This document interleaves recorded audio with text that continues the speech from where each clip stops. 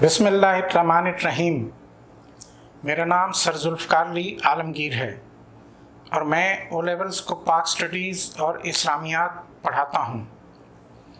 मैंने अपने channel Alamgir step पर पाक स्टडीज़ और इस्लामियात के हवाले से लेक्चर्स का एक ऐसा सिलसिला शुरू किया हुआ है जिसके मुताबिक पाक स्टडीज़ और इस्लामियात में आने वाले ईच एंड एवरी क्वेश्चन को फ्रॉम कैम्ब्रिज मैं इस तरह से डिस्क्राइब कर रहा हूँ कि ईच एंड एवरी क्वेश्चन उसका ए स्टार स्ट्रक्चर और ए स्टार मटेरियल, यानी स्टूडेंट्स बड़ी आसानी से किसी भी टॉपिक के हवाले से मेरे चैनल पर क्वेश्चन को सर्च कर सकेंगे जो कि उन्हें अवेलेबल होगा और वो उसे अपने एग्ज़ाम के लिए आसानी से तैयार कर सकेंगे।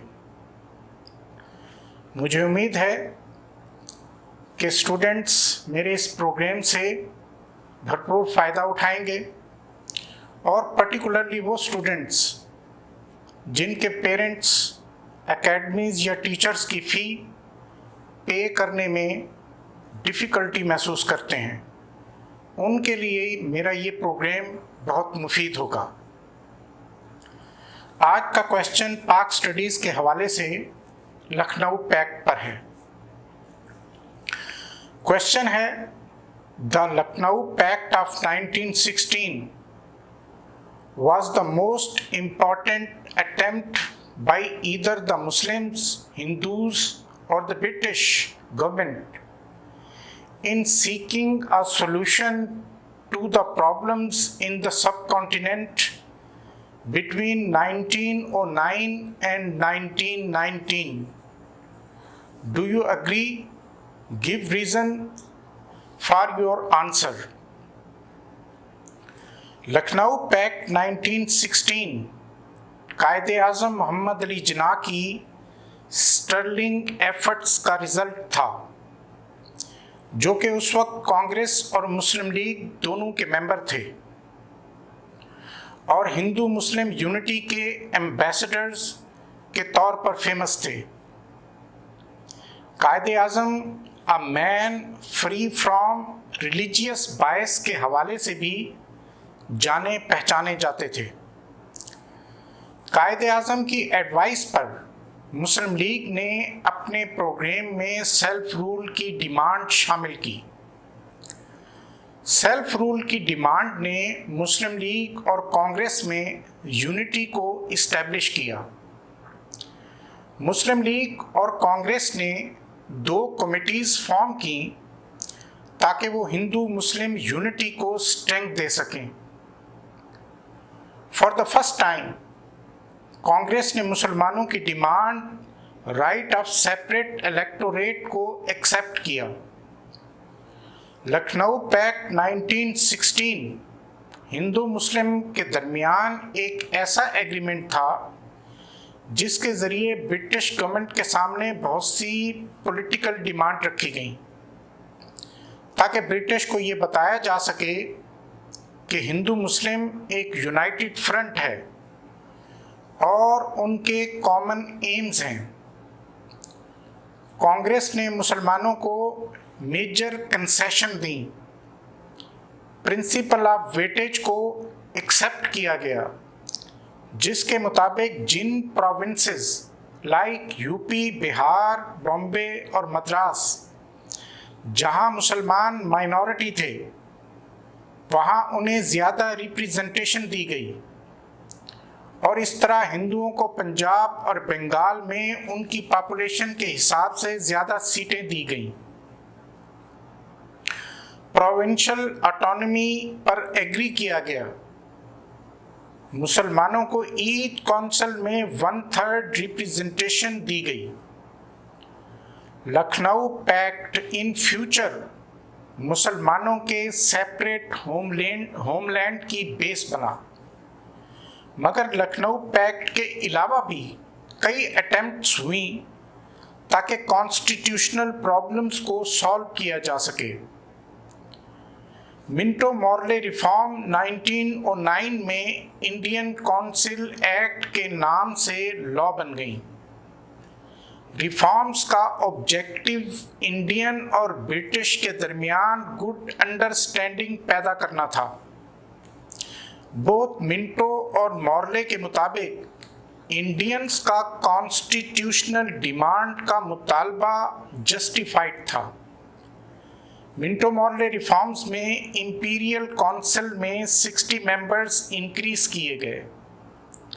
सेंट्रल एग्जीक्यूटिव काउंसिल में 60 नए मेंबर्स ऐड किए गए जो कि गवर्नमेंट पॉलिसीज पर और बजट पर एडवाइस दे सकते थे।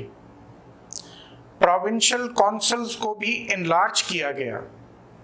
ईच काउंसिल में मुसलमानों के लिए सीट्स रिजर्व की गईं और मुसलमानों का राइट ऑफ सेपरेट इलेक्टोरेट भी एक्सेप्ट किया गया। लार्ज प्रोविंसेस में 50 मेंबर्स और स्मॉलर प्रोविंसेस में 30 मेंबर्स इंक्रीज किए गए। 1919 में मॉन्टेग चेम्सफोर्ड रिफॉर्म्स लाई गई जिसके मुताबिक बाई कैमरल लेजिस्लेचर यानी 2 हाउसेस लेजिस्लेचर इंट्रोड्यूस की गई, upper and lower house. Upper house में मेंबर्स की तादाद 60 जबकि लोअर हाउस में 145 थी।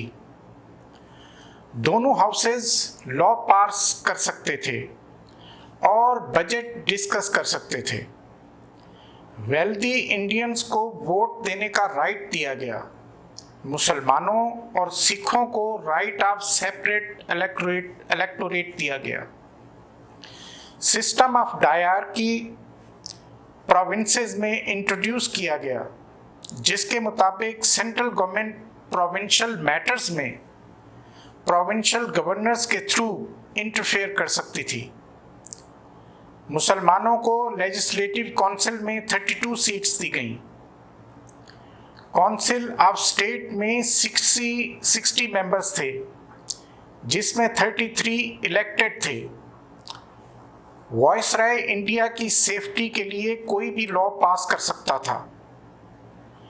Reserve subjects like law and order, finance और कोर्ट्स ब्रिटिश एडमिनिस्ट्रेशन के पास थे, जबकि transfer subjects like education, public health, agriculture और लोकल गवर्नमेंट्स इंडियन मिनिस्टर्स के पास थी। After 10 years further constitutional reforms का प्रॉमिस किया गया। मॉन्टेग चेम्सफोर्ड रिफॉर्म्स ने बोथ हिंदू मुस्लिम को ग्रेटली डिसअपॉइंट किया क्योंकि वो ग्रेटर कंसेशंस एक्सपेक्ट कर रहे थे। लखनऊ पैक्ट में की गई Hindu Muslim joint demand of self government को डिनाई किया गया। इन रिफॉर्म्स ने इंडियन के रियल प्रॉब्लम्स को सॉल्व नहीं किया, अगरचे Indians had more say as to how to run the government, लेकिन इन रियलिटी वाइसरॉय के पास तमाम पावर्स थी। गांधी और कायदे आजम ने इन रिफॉर्म्स को बिटरली क्रिटिसाइज किया।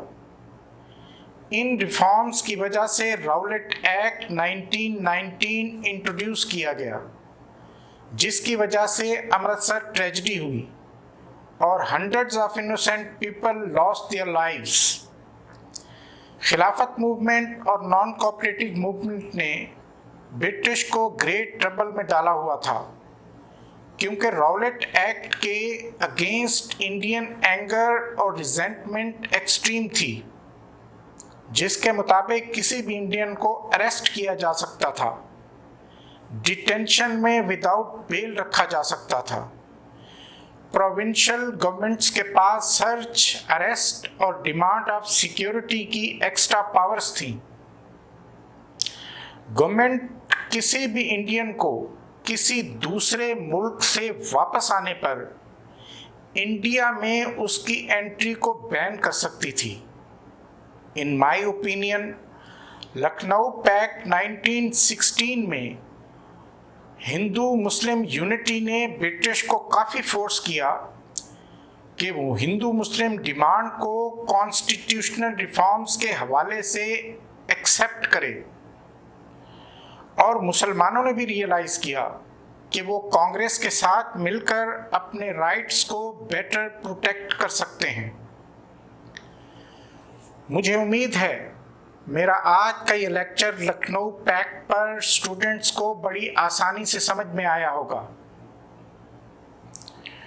और आखिर में स्टूडेंट से मेरी गुजारिश है कि वो मेरे चैनल आलमगीर स्टेप को सब्सक्राइब करें, मेरी वीडियोस को लाइक करें, बेल आइकन को ज़रूर प्रेस करें और मेरी वीडियोस शेयर करें, ताकि ये उन स्टूडेंट्स तक पहुंच सकें जिनके पेरेंट्स इजीली अपने बच्चों की एकेडमी या टीचर्स फी पे नहीं कर सकते। उम्मीद है स्टूडेंट्स इस सिलसिले में मेरे साथ बहुत कोऑपरेटिव होंगे। शुक्रिया।